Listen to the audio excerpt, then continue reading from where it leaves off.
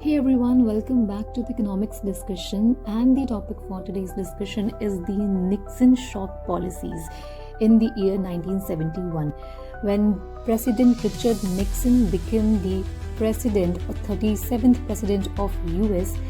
He gave world a shock. We called it as the Nixon shock. So what was the Nixon shock? The dollar convertibility into gold, and how the policies adopted by him at how much extent was impactable or effective. So let me clear this with the background of the Bretton Woods system. So Bretton Woods system जो है वो 1944 के बाद आता है, ठीक है, और ये जो सिस्टम लाया जाता है इसे इस्टेब्लिश किया जाता है as the fixed exchange rates, जहाँ पे यूएस डॉलर जो है वो पेग किया जाएगा to gold at $35 an ounce. 35 an ounce का मतलब कि अगर किसी भी कंट्री के पास $35 हैं तो वो 28 ग्राम्स ऑफ गोल्ड एक्सचेंज करवा सकते हैं फ्रॉम द यूएस, ठीक है, और चाहे अदर करेंसीज भी हैं वो भी पेग की जा सकती हैं into the dollar. So pegged simply means you can change your currency and dollar. You can convert your dollar into gold and to other currencies. But this $35 an ounce, which was fixed, so that we called it as the pegged system or established by the Bretton Woods. So what is the Bretton Woods system? It was established in the year 1944 in the New Hampshire in US. So Bretton Woods was the city in the state of America, New Hampshire. So how it came as shock? So it was the time when by 1960s the American share of world economic output declined, okay, and inflation rose domestically due to the Vietnam War spending, and a surplus of dollar emerged globally. अब सबके पास dollar आ गए हैं, जितनी भी countries हैं सबके पास surplus में जब डॉलर आएंगे तो वो क्या करेंगी, उन डॉलर का, उन यूएस डॉलर रिजर्व के बदले में वो डिमांड करेंगी गोल्ड को, because of the Bretton Woods system कि उन्होंने फिक्स किया है exchange rate as $35 an ounce. तो इसकी वजह से होता क्या है कि which depleted US gold reserves. अब जब गोल्ड रिजर्व्स डिप्लीट होने लगेंगे ड्यू टू द कन्वर्टिबिलिटी और द ब्रेटन वुड्स सिस्टम, तो इससे जो यूएस इकोनॉमी है उसकी सस्टेनेबिलिटी क्या होती है वो थ्रेटन होना शुरू हो जाती है. सो इसी पे टाइम आता है tenure of Nixon, and Nixon shock policies लेके आते हैं. तो प्रेसिडेंट निक्सन करते क्या है, in response to the rising inflation, जो यूएस मार्केट में इन्फ्लेशन बढ़ रही है उसके लिए वो एक बैलेंस, जो वीक बैलेंस ऑफ पेमेंट है और जिनको करेंसी को थ्रेट पहुंच रहा है, करेंसी क्राइसिस हो रही है, क्योंकि now the surplus amount of dollar every country had announced several measures. तो वो several measures लेके आते हैं और उनमें से था suspension of dollar convertibility to gold. तो अब यूएस क्या करता है, स्टॉप कर देता है no longer exchange foreign held dollar for gold. जो फॉरेन कंट्रीज डॉलर के बदले में गोल्ड लेके जाती थी यूएस से because of the convertibility established and fixed by the US economy, अब वो बंद करी जाती हैं, वो स्टॉप करी जाती है, उस पर एंड लगाया जाता है. Bretton Woods gold standard and turning the dollar into a fiat currency that was legal currency established by the US government back then. इसके बाद प्राइस और वेज कंट्रोल के लिए एक 90-day freeze on wages and prices was introduced to curb inflation, यानी कि 90 days तक जो भी गुड्स के या कमोडिटीज़ के प्राइसेस चल रहे हैं पहले से वही रहेंगे, उसमें कोई इन्फ्लेशन नहीं आएगा, और जो भी वेजेस हैं लोगों के वो 90 डेज के लिए फ्रीज कर दिए जाएंगे, लोगों को वेजेस नहीं मिलेंगे, representing the first such controls outside war time. क्योंकि बाहर दूसरे कंट्रीज में जो वॉर चल रही थी उसमें यूएस के भी इन्वॉल्वमेंट थे, जैसे कि in the Vietnam war, that because of that there was lot of spending due to the war inclusion US was doing.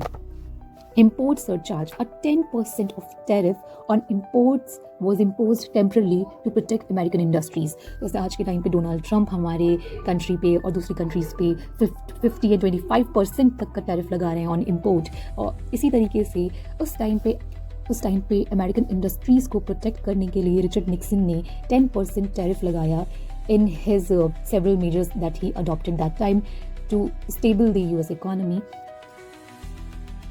and that created pressure on trading partners and to revalue their currency upward and lower trade barriers. Now the aftermath and impact. So what was the impact of the policies and measures adopted by him to significant economic changes? So the Bretton Woods fixed exchange rate system collapsed, giving way to floating exchange rate system where the market forces of demand and supply consider or establish the currency value. Or we can say the market forces of demand and supply decides and dominates the value of the currencies. The US dollar experienced a sharp depreciation affecting global trade and finance. As you know that when a currency of a country depreciates, its export and global trade increases.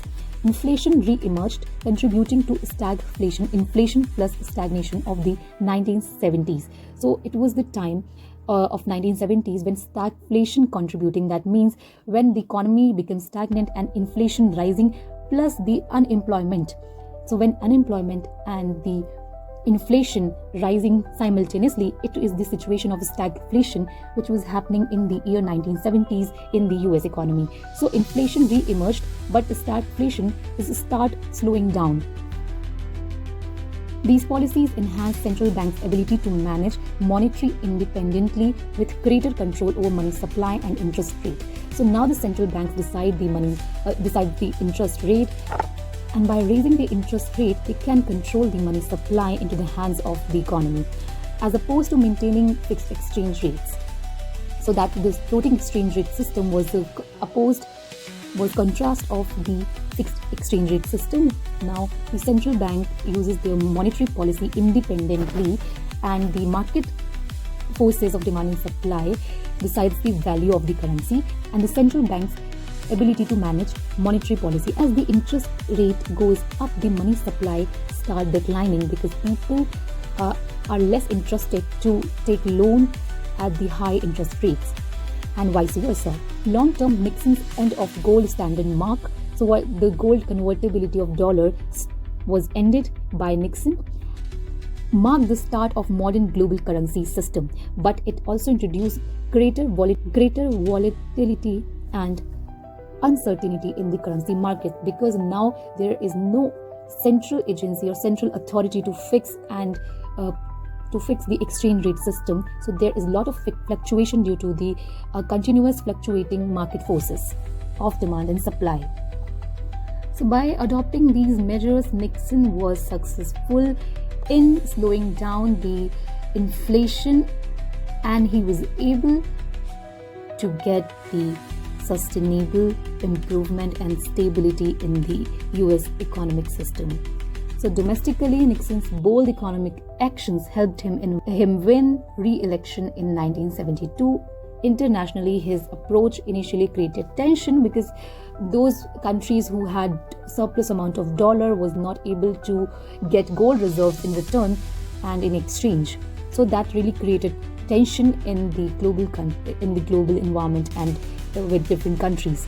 Negotiations among major economies led to the Smithsonian Agreement, which temporarily realigned currencies but ultimately failed, accelerating the transition to floating currency. So now, after this Nixon shock, every economy in the world, Arab countries, started to use fiat currency and adopting the floating exchange rate system by considering the market forces of demand and supply.